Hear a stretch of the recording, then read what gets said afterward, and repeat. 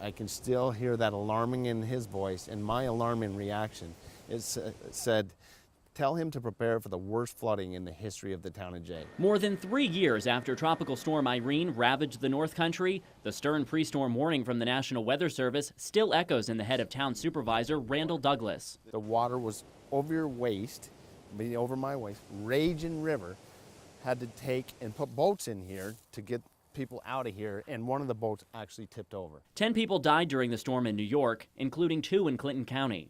No lives were lost in Jay, but homes and memories were. This is just a vacant lot. You know, this was a home that's been here for generations after generations. There's, like 13 homes here in just this little section of Jersey, we call it, and, just gone. Jay's recovery continues today, with bridges and sidewalks still being repaired, being made stronger for the next storm. But building better roads isn't enough. More data is needed during the next storm, too. If we have more of a time to better prepared and be more resilient and educate the people better, or educate the public that we represent better, that this is going to happen. If we have that kind of time frame to maneuver, we won't end up putting people's lives at risk. Right now, 24 weather stations across the state collect high-quality weather information. In the North Country, stations are located in Saranac Lake and Plattsburgh, a problem for emergency managers like Eric Day from Clinton County. It's become apparent that rainfall gauges sometimes that there just may not be enough of them.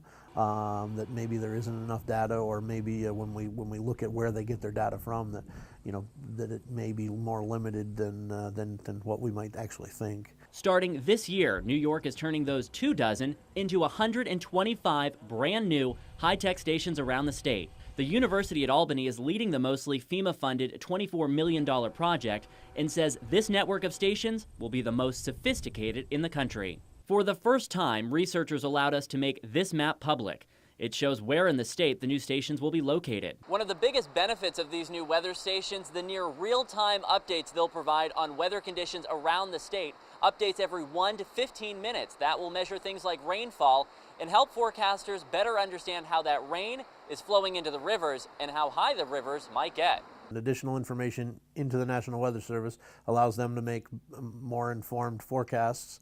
It allows us to make better decisions, maybe in a more timely fashion, as to whether people need to evacuate, whether there will be a need to evacuate. The new stations will also record things like temperature, wind, and soil moisture, a key factor in figuring out if an area could flood. 17 of the new stations will have what's called profiling capabilities, meaning we'll find out what's happening high above us, not just what's on the ground. Right now, that can only be done by launching weather balloons.